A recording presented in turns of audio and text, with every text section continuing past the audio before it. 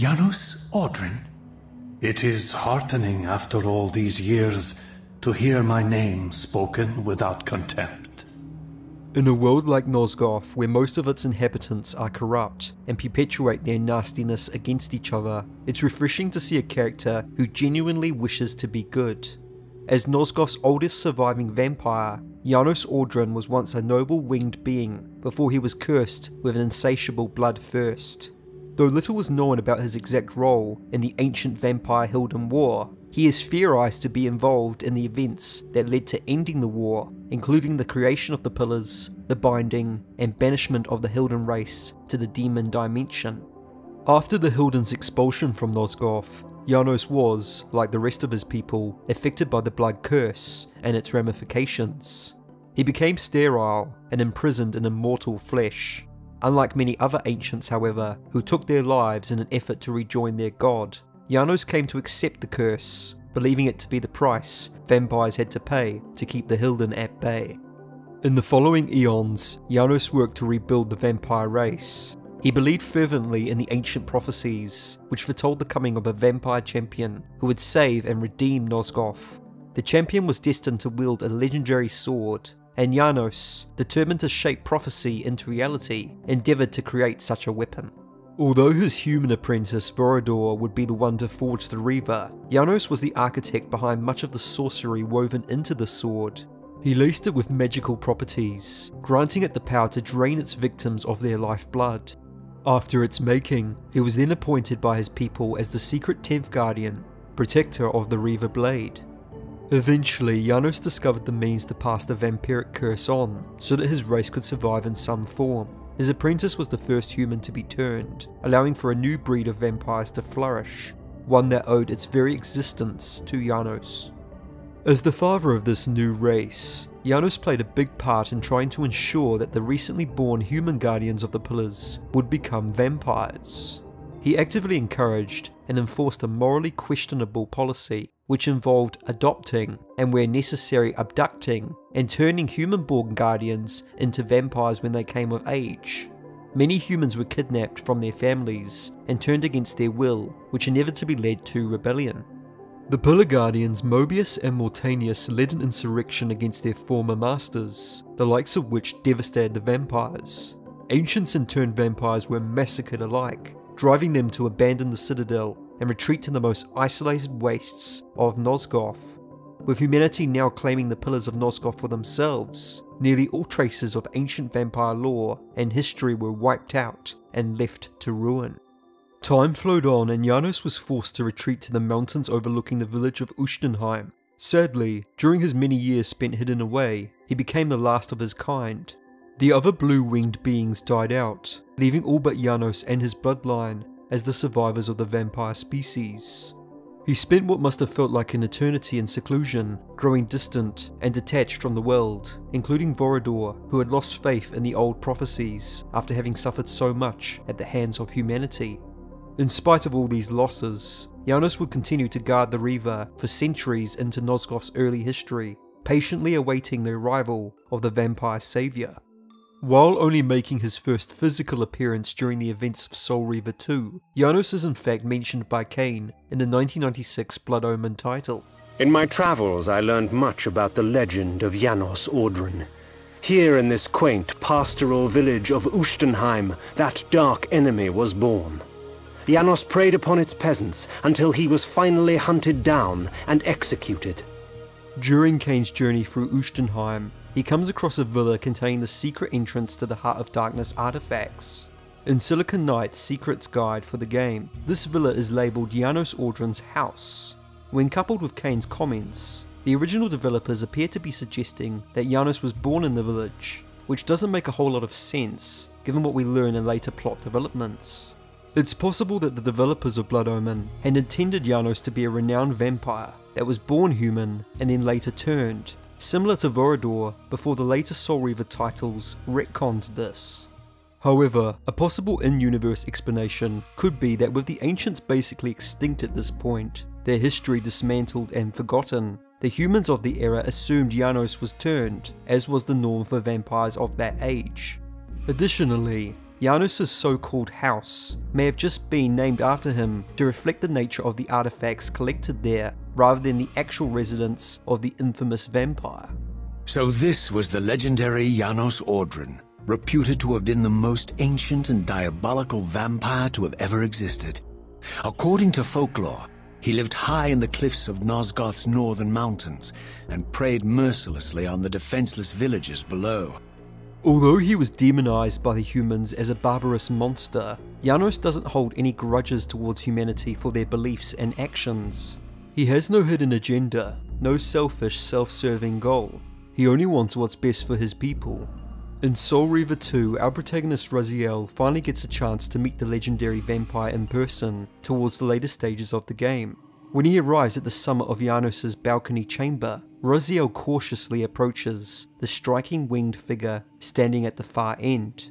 He doesn't quite know what to expect. After all, Raziel has crossed time and space, but the only information he's learned about the infamous vampire comes from the folklore which demonizes him. As Janos slowly turns to the sound of our protagonist's voice, Raziel is surprised to see that this is no demon, but a graceful, angelic being who radiates a patient, priest-like demeanor. Raziel? My child, what have they done to you? I have been dragged through hell and back, all it seems to reach this moment, but I don't yet know why. For thousands of years I have waited, alone here, losing faith.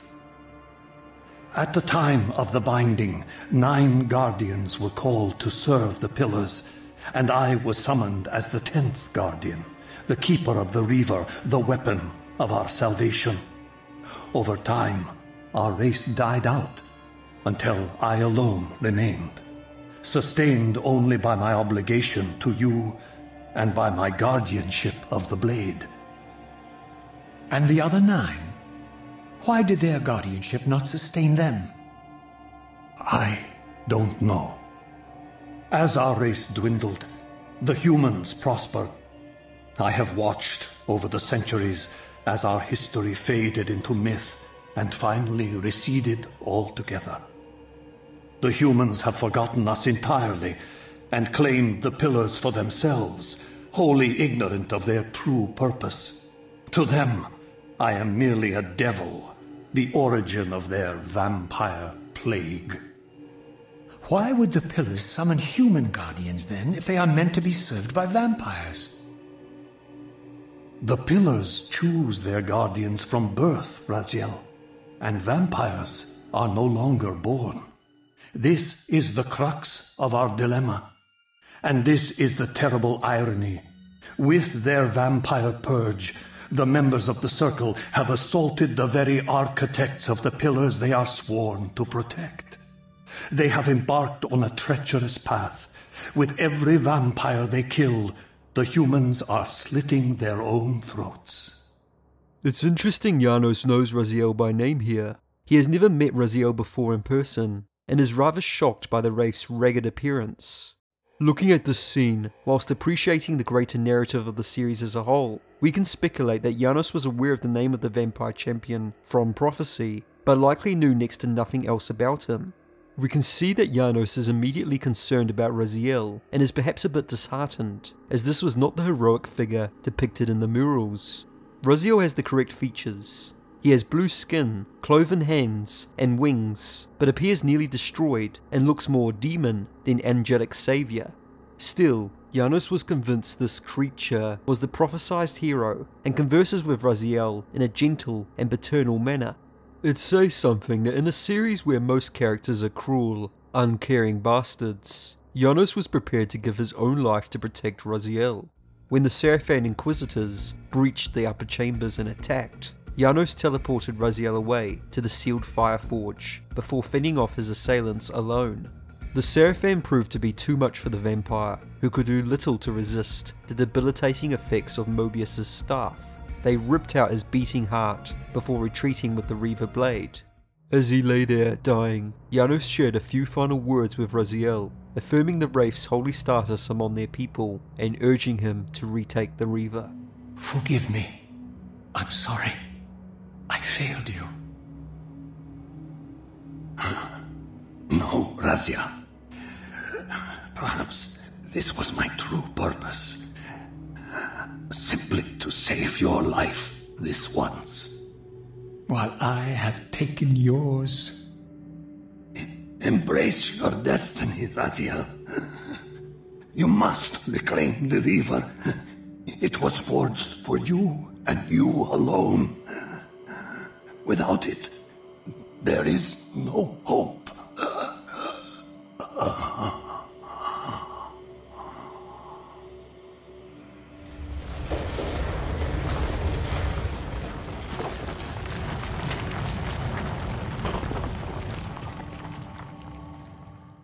As I backed away from Janos's body, I was overwhelmed by a sense of self-loathing so deep I could barely contain it. In that instant, I rejected all that I ever was, and embraced the role Janos had safeguarded for me so patiently throughout the centuries. I knew then what I had to do, the task for which I was uniquely prepared. I would pursue the Sarafan dogs to their loathsome fortress and avenge Janos Audron's murder. Mobius would pay dearly for his treachery, and my Sarafan brethren would reap the horrors they had sown. I would retake the stolen Reaver, which was rightfully mine. And finally, when all these debts had been paid, I would reclaim Janos Audron's heart from their filthy, unworthy hands. If the heart was truly imbued with the power to restore vampiric unlife, its highest purpose was clear to me. I would restore the heart to Janos, and thus undo the vile crime committed by my abominable former self. Raziel was deeply moved by Janos' sacrifice. He vowed to avenge the murder committed by his past self and reclaim the heart belonging to Janos, which would later become known as the Heart of Darkness. There were rumours that the heart had the ability to restore vampiric unlife, and Raziel reasoned if he could find it, perhaps Janos could return from the dead. This would become the driving motivation for our protagonist in both the climax of Soul Reaver 2 and throughout most of Defiance. It is clear that Raziel's meeting with Janos had a profound impact on him, and it's not difficult to see why. The last character Raziel considered a father figure since being raised as a vampire was Kain. That was until Kain committed the ultimate act of betrayal by condemning Raziel to the abyss. Nearly every person or creature Raziel has come across since then has sought to use or destroy him. It's no wonder then why Janos is the only person the Wraith Raziel looks up to and considers a mentor and ally. For the first time in eons, Raziel found someone who treated him with genuine kindness and respect. I suppose it was inevitable then that both sets of villains would end up using Raziel's soft spot for Janos to their advantage. On the one hand, we have Mobius and the Elder God, who orchestrated the Ancient's death by having Raziel lead the Sarafan to Janos, and then proceed to use the Wraith's anger to try to have him entrapped in the Reaver Blade. On the other hand, we have the Hylden, who lured Raziel to seek out the Heart of Darkness, to deliver to them a durable vessel to possess. The Hylden required the blood of their ancient enemy to further their plans, and Janos was the perfect candidate. Most impressive of all, they had fooled Raziel into battling Kain to the death to obtain it, since Janos' heart had resided in Kain. Janos' restoration only occurs in the 4th timeline. In previous timelines, his death at the hands of the Sarafan is final, but it's really unfortunate that a character who is known for his compassion and wisdom is fated to either die a horrible death or be twisted and warped by the Hylden Lord. Whenever Janos is on screen, he's polite and pleasant and offers plain answers. He plays it straight with Raziel in Defiance and doesn't go about giving half-truths or trying to mislead him. When Raziel returned to Janos after purifying the Wraith Blade, he found the old vampire anxiously gazing at the pillars. They had reached that pivotal moment when the younger Kain refused to sacrifice, causing the pillars to collapse, which sent out a shockwave so powerful that it knocked Raziel clean off his feet. When Raziel regained his footing, he found the Hylden Lord now in command of the Ancient's body. In an effort to prevent the Hylden's goals, Raziel battled the possessed Janos, but was unable to bring himself to kill the person who had treated him like a son.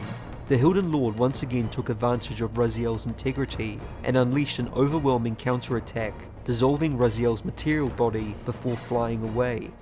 With Janos under their control, his body was used to open a gate between the realms, allowing the Hylden Lord's forces to breach through the tear between realities and re-inhabit the material realm. However, they were still tethered to the demon dimension.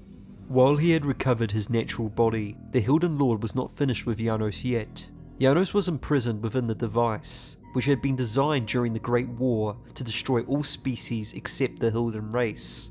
There he remained trapped for 400 years, where his lifeblood was drained and used to feed the mass, a powerful life form capable of killing any living thing with a thought. Without his precious lifeblood to sustain him, Janos devolved into a monstrous beast. He was completely unrecognizable in this form. In fact, when Kain killed the mass, freeing Janos, he was taken aback by the sudden change in appearance of the being he thought to be a hideous creature. Janos was well aware of the Hylden's intention to use the device to murder vampires and humans alike, and was most likely the same plan he tried to warn Raziel about in Defiance. After being used as a puppet and suffering as their prisoner for centuries, it's no surprise that Janos recklessly joined the fight against the Hylden in Blood Omen 2. From his perspective, the Hylden had cost him everything. They forced him to destroy Raziel, the vampire savior, and they were almost successful in using his blood to wipe out nearly every living thing from the face of Nosgoth. You? Yes, your prisoner, from whose blood you built your evil plans. What could be more righteous than to take our revenge and your freedom from the same source?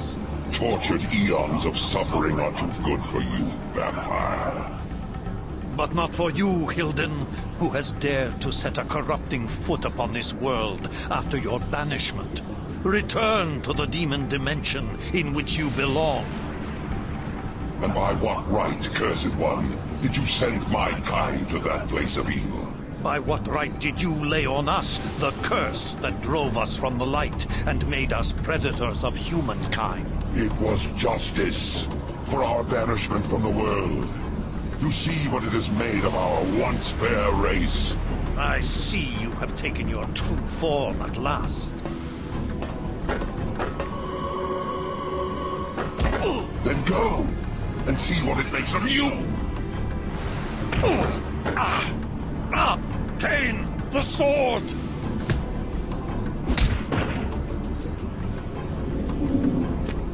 I sentence you to the hell of your own making. A prisoner for all time. No! Kain! Wait a second.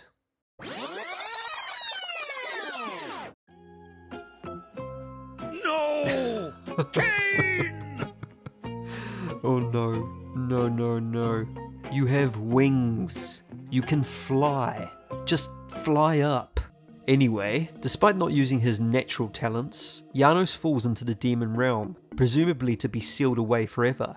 It's unclear whether Janos would have returned for another entry had the series continued, but chances are he may have, as some of the ideas which were considered for the next cancelled installment included having Kain explore the demon dimension.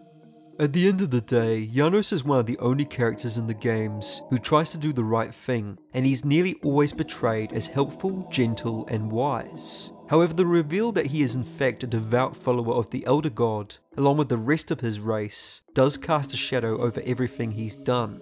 Even though his intentions are noble, banishing the Hylden race to another dimension simply because they refused to worship the Elder God was clearly a reprehensible act. Still, Janos' notable flaws are a result of him being misguided more than anything else. He just didn't realise the creature he's been serving is an eldritch abomination, masquerading as a benevolent, righteous god. While there is plenty left to discuss regarding the Heart of Darkness, I'll have to save that for a video for another time. Do leave a like if you enjoyed this character study, and feel free to share your thoughts on Janos in the comments below. I do read all of your comments, and although I haven't the time to reply to every single one, I appreciate the effort by all of you to keep the discussion going. Let's continue to keep Legacy of Kain alive. Consider subscribing if you haven't already, and I'll see you next time.